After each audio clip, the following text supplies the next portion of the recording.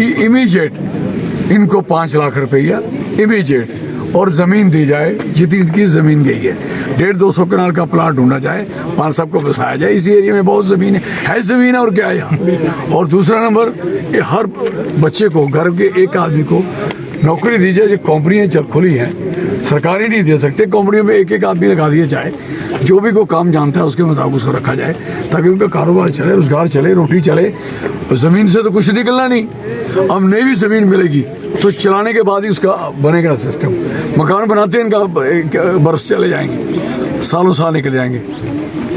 तो मेरी अपील भी है, रिक्वेस्ट भी है सरकार के आगे कि इसमें मौसम को देखते हुए बारिश आ रही है, और बाकी अलाइन इसके नज़दीक जो गांव है, जो नज़दीक इसके घर हैं, जितने भी मकान हैं और भी जो है, उनको भी रेड जोन डिक्लेयर कर देना चाहिए और उनको भी फैसिलिटेट करने की तैयारी कर देनी चाहिए। और रात को बहुत बाहर नहीं रहने चाहिए परिवार, उनके मकानों में जो भी इंतज़ाम करना कैसे कराएं, लेकिन वो भी लॉस हो सकता है बड़ा।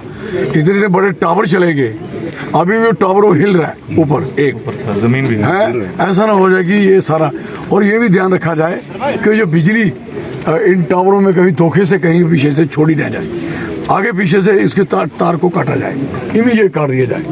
ये कोई बात नहीं है कि ऊपर टावर खड़ा है और नीचे एक टावर गिरे हुए हैं, तो ये कोई ज़रूरी नहीं। कई बार देखा हमने कि लाइनमैन चढ़ा होता है, पीछे बिजली काट के आए होते हैं, और दूसरा बंदा आता है, बिजली स्टार्ट कर देता है, और वो लाइनमैन ऊपर टंगा देखता है। कई हुए ऐसे, कई मैंने देखे, तो अंग सड़ गए, बंदे मर गए, ऐसा हुआ।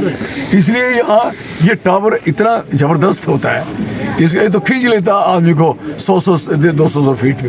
लोग पकड़ के चल रहे हैं इसको, आगे जा रहे हैं, सामान लेने जा रहे हैं। तो इसमें जितने का सामान है, कोई पैसे दें, 4 पैसे दें, दफ़ा करें कम से कम। जब पूरी टोटली आराम हो जाएगा, बाद सामान निकालें। अभी सामान जो निकल रहा है खतरे से खाली नहीं है, ये मैं आपको बताना। सर, इससे पहले भी रामबन की भी ऐसी तस्वीर होगी साल बाद। ये सरकारें निकम्मी जब होती है, ये बात मेरी याद रखना, मैं बोलना नहीं चाहता इस मसले में, और निकम्मे मेंबर ऑफ पार्लियामेंट होते हैं, और सरकार डायरेक्टली इन देश के अंडर है, समय यूटी है, दिस इज वेरी क्लियर। जब आपकी यूटी बन चुकी है, तो आप बताइए, ये यूनियन टेरिटरी है, तो union territory part of country का एक हिस्सा, कौन सा हिस्सा जो है उनका, अब जो डायरेक्टली इन्वॉल्वमेंट है उनकी, तो भेजे पैसे। और इसके साथ इलेक्शन हो रहा है, जहाँ इलेक्शन हो गया है, यहाँ इलेक्शन में कोई वोट ना लेगा ना भी देगा, 5 साल में होगा। लेकिन सवाल है कि election commission code of conduct लगा के रखा हुआ है, code of conduct. Election commission इसको सीरियसली ले, सीरियसली। और अगर आप मीडिया वाले, नेशनल मीडिया के हैं, तो ये खबर आनी चाहिए, नहीं तो आप भी धोखा करोगे। भाई मेरे पास सुनो, मैंने कह दिया, अगर नहीं आई तो I am sorry for that. Election commission, और मैं लोगों को कहूँगा, ऐसे सारे घूमते रहते, बाद में जो मतलब की बारी है तो हो नहीं। अब इलेक्शन कमीशन की जिम्मेवारी है कि इसको कोड ऑफ कंडक्ट में रखना है, इनको पैसे दिलवाने हैं, कैसे दिलवाने हैं, जहाँ इलेक्शन कमीशन देगा इनको, कौन मदद करेगा इनकी, दिस इज वेरी क्लियर। तो ये सारी मेरी बातें जो मैंने आपको कही हैं, अगर वो कोई सवाल है, क्वेश्चन है, तो आप इमीडिएट अनाउंसमेंट नहीं दिया जाए, आके चेक काटे जाए, इतने पैसे देते हैं 5-7 लाख रुपए एक फैमिली को देके जाए ना, क्या तकलीफ है? हमेशा देते हैं सर, इमीडिएट रिलीफ में सर हर पूरे देश में मिलता है, और यहाँ यूटी है, यहाँ 1 रुपए भी अनाउंस नहीं हुआ। चाहता हूँ सर, इसमें कोई भी कंप्रोमाइज इस समय ये नहीं है कि हम क्या पार्टी है, कौन सी पार्टी है, किसकी सरकार है।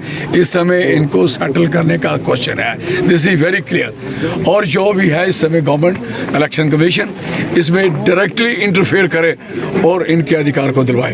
और 25 तारीख से 28 हैं, और कल 29 हो जाएगा। आई एम सॉरी फॉर, और ये बात बड़ी डिले हो रही है। मैंने एलजी साहब के प्रिंसिपल सेक्रेटरी से बात करी है, अभी मेरी बात हुई है, रिक्वेस्ट की है। अब मैं आपके डीसी साहब से बात करूंगा, डिवीजन कमिश्नर का फ़ोन बिजी था, मैं बात करूंगा।